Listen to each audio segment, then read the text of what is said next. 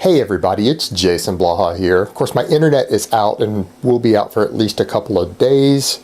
My new internet is being installed tonight. I'm just recording videos anyway, so sorry if anyone has panicked wondering why I've not said anything online or put any videos out.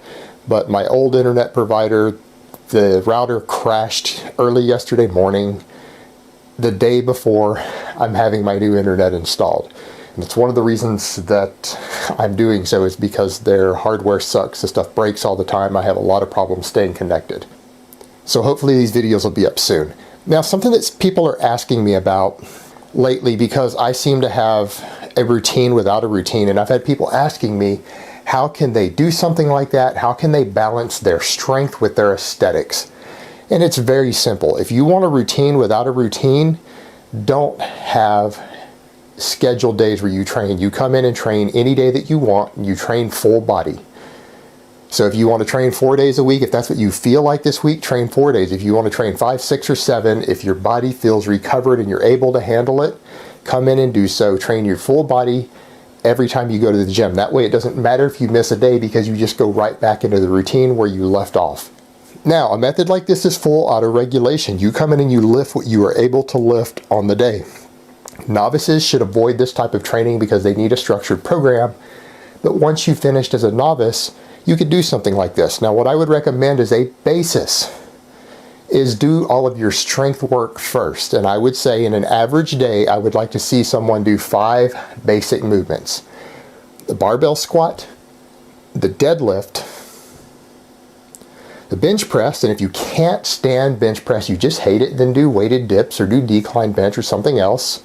I would like to see weighted chin-ups, which I think are a good complement to doing high-frequency deadlifting, and some sort of overhead press. Ideally, I'd like to see a push press, but if people feel they need a little more delt development, particularly the lateral and the posterior head, the behind the neck press would be a better option if you're able to do it.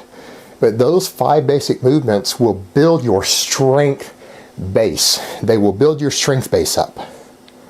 They will develop most of the muscles in your body functionally. Now, what I would say is on each one of those lifts, when you come in and train, build up to one heavy 3 to 5 rep set with a weight that is very difficult, maybe an 8 or a 9 on a 1 to 10 RPE scale, but that you can maintain good form without any form degradation trying to grind out that last rep.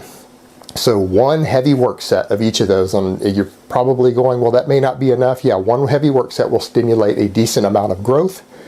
It will stimulate a decent amount of strength, but the one set is not going to impede your recovery that much. So if you want to come in and deadlift and squat 3 days in a row back to back to back, you can get away with it because you've only done one set. And because you're doing high frequency training, your muscle protein synthesis will stay elevated all the time, training on a high frequency with just that one heavy work set. And those 5 basic movements will cover most of it. Now, what I would say after that, because a lot of guys are concerned with their aesthetics, not with purely functional hypertrophy and strength, what I would say is that at the end of each session, after you do those 5 movements, whatever you think are your worst muscle groups, whether it's the long head of your tricep or your pecs or your side delt or rear delt, come in and pick a couple of isolation movements and work somewhere in the 5 to 10 rep range for 1 to 2 good sets. Now, if you want to get close to failure or take an isolation movement to failure, it doesn't tax your body the same way. But you're doing a little higher reps, you're focusing on hypertrophy, go in and do isolation movements for your weak muscles. Now, don't come in and do 10 different isolation movements because you might be training again tomorrow if you feel up to it.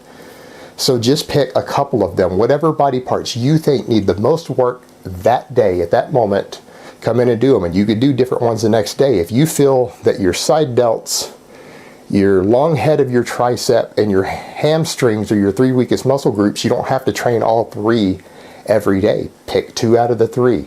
But just come in and do 2 good isolation movements to finish off your physique and try to balance your aesthetics back out around the heavy strength work.